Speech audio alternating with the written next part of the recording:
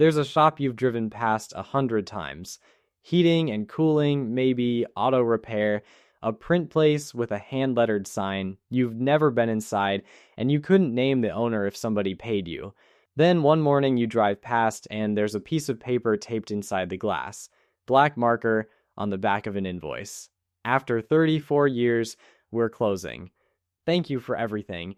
And you'd feel that small flicker of something. Business couldn't make it. Times are hard, sad, and you would be completely wrong. Because the guy who taped that sign up is named Benny. He's 67, 2 vans in the lot, both paid off, and his business wasn't failing. It was clearing enough every year that you would need a $2.8 million investment portfolio to match it. He didn't sell it. He turned it off, like a light. And 9 out of every 10 businesses like his are ending exactly that way this year, while you and everybody else argues about who's going to inherit the money. My name is Nick, and I've spent an unreasonable amount of my life reading estate data and small business filings, which is exactly as glamorous as it sounds. If you've ever heard someone say the great wealth transfer is about to make your generation rich and felt a small private suspicion that this wasn't going to include you specifically, hit subscribe. Because today you're going to find out whether you were right. You were. And then we're going to find the part where you're wrong. Because that part is worth considerably more than the inheritance. Let's start with the number they're selling you, because the number is genuinely enormous. Cerulli Associates projects $124 trillion changes hands through 2048. $105 trillion goes to heirs like you, $18 trillion to charity, about 81% of it comes from boomers and the generation above them. That's the kind of number that should show up at your house with a parade permit and a marching band. For scale, boomers hold about $93 trillion in assets. The entire American economy produced $31 trillion last year. One generation holding more than 3 times everything you and everyone you know produce in a year. They're 20% of the adult population and 51.6% of the household wealth. If you're under 40, your whole age bracket holds 6.6%. In 1989, your equivalent held 12. I want to be fair to that headline before I take it away from you. It isn't marketing. Cerulli are serious people and the money is sitting there. The problem was never that the number is fake. The problem is what happens to it on the way down to you. In July, Visa's economics team published the most honest teardown of this I've seen. They took that $93 trillion and started subtracting the parts nobody puts in the headline. Subtract what they owe.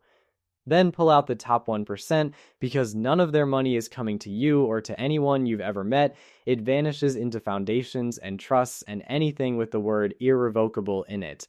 Your $93 trillion becomes 60. Subtract what they spend in retirement, because it turns out old people spend their money on being alive. 60 becomes 44. Subtract taxes, fees, and the money they leave to their church instead of to you. 44 becomes 36. And of that 36 trillion, Visa estimates only about 8 trillion ever gets spent. The rest relocates from one brokerage account into a slightly younger brokerage account, and none of those accounts are yours. Spread that 8 trillion across 20 years of everything you'll ever buy, and it lifts annual growth from about 2% to about 2.1%. That's it. That's what the greatest wealth transfer in history does to the economy you're trying to survive in. 1/10 of 1 percentage point. Somebody get the marching band. But that's the country. You don't live in the country. You live in your own household, so let's put you in the middle of this. You're 41, or 53, or 29 with a parent who owns a house, and for about a decade now, you've done the thing almost everybody does, which is quietly move a number around in the back of your head. There's the house, maybe there's a retirement account, it'll work out. You've probably never said that number out loud, nobody does. Here's what the data says about it. Benny, for what it's worth, has kids. They don't know which side of this they're on either. Only about 30% of American households ever receive an inheritance. Not this decade. Ever, 7 out of 10 of you get nothing at any point for your whole life. And if you're one of the 3, the median age you receive it is 58, not 25. 58. You get the money at the exact age where you can already see retirement from your own porch. Then there's how much. Headlines will tell you the typical inheriting household is in line for $515,000. That's a real calculation by serious people. It's also an average, which makes it true the way the average human being has slightly fewer than two legs.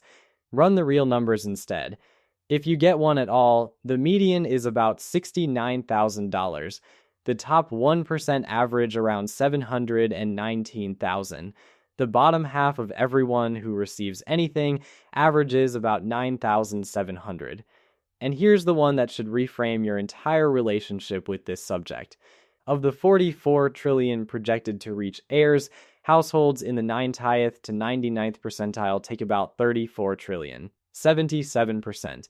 If you're in the bottom half, your entire half splits about 500 billion, 1.2%, half the country, 1% of the money.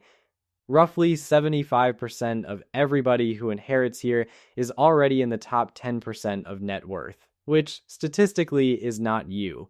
This isn't a lottery you might win, it's a hereditary system with excellent public relations.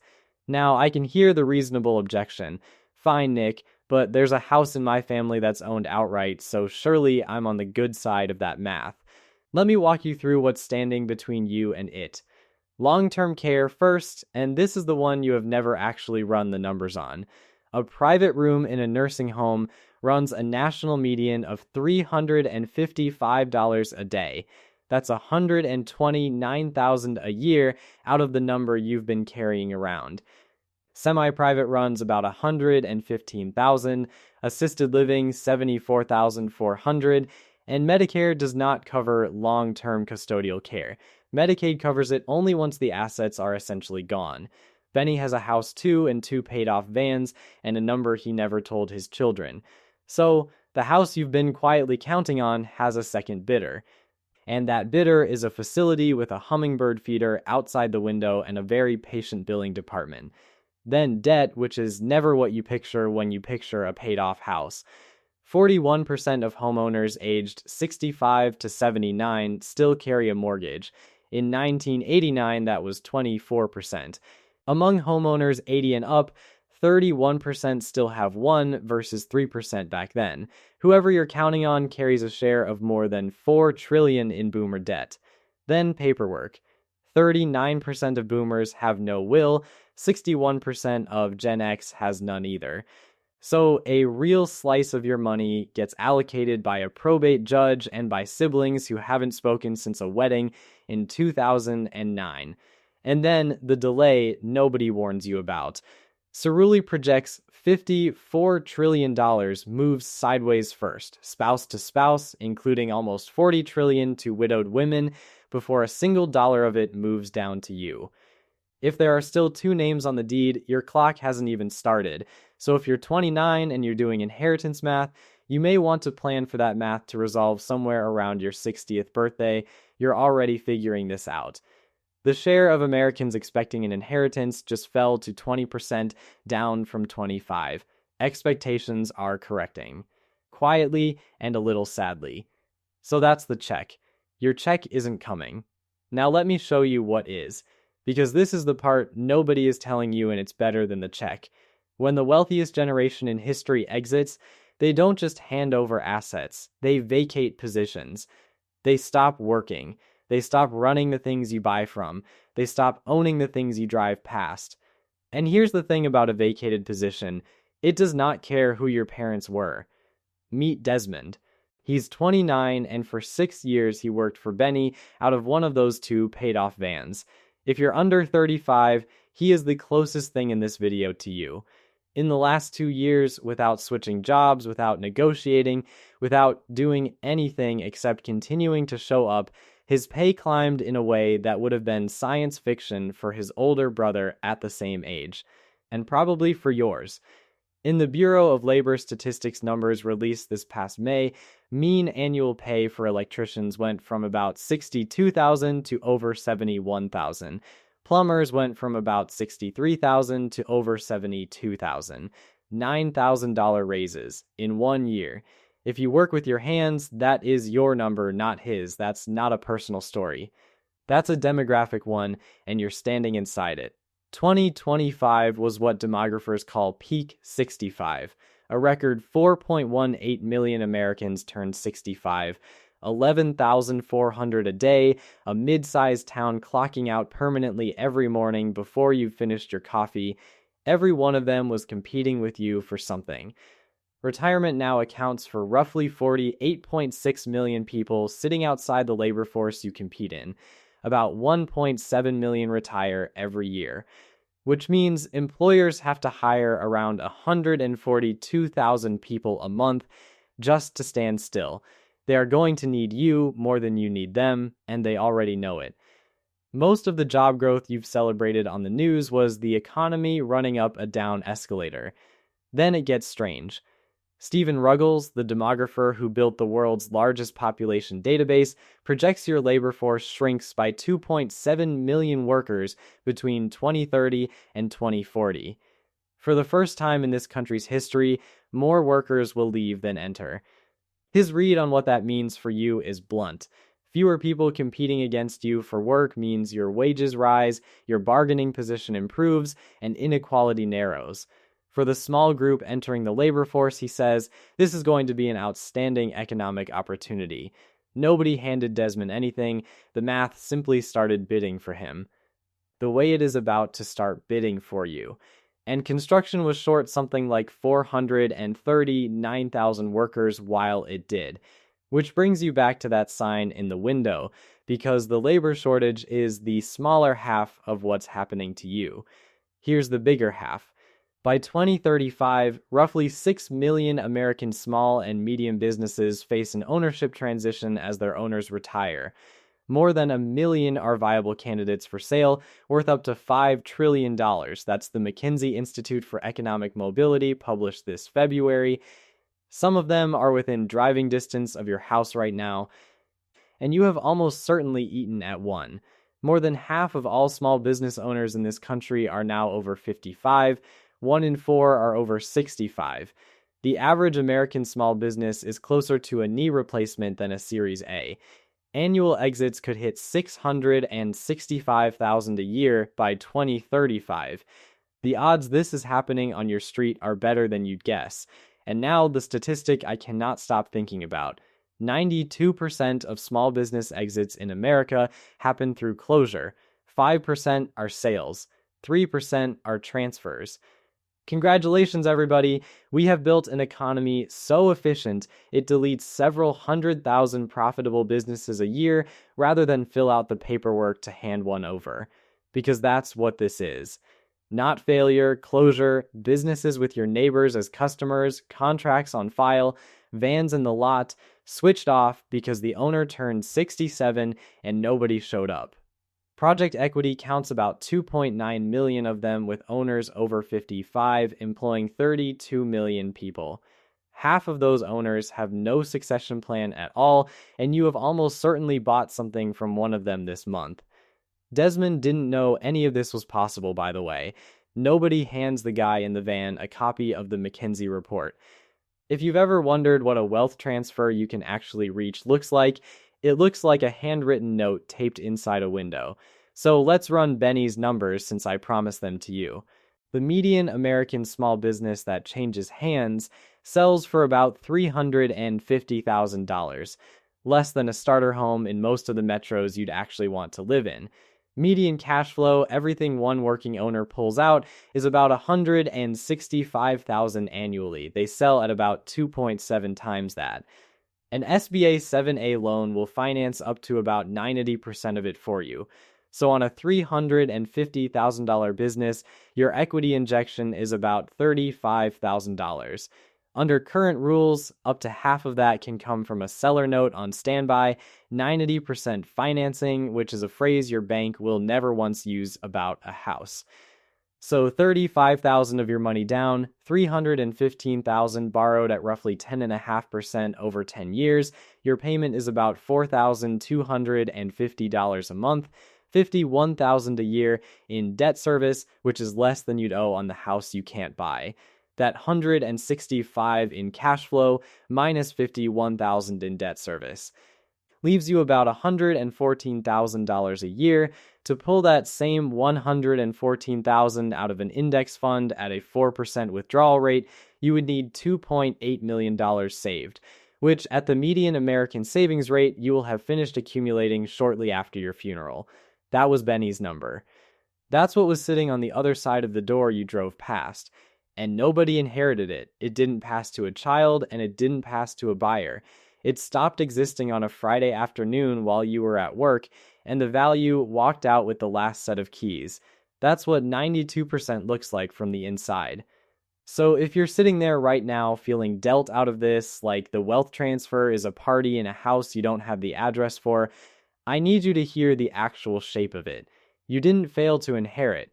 You were sold a story that told you to wait, and waiting was the only losing move available. That's not a character flaw. That's a marketing budget. Tell me in our school community which version of this you're closest to, the person watching a Benny in their own town, or the person who already knows exactly which shop they'd walk into. Now, I'd be doing you real damage if I stopped there, because I can hear a browser tab opening. You might be thinking, so I buy a laundromat with 35 grand and retire. Here's the brutal version.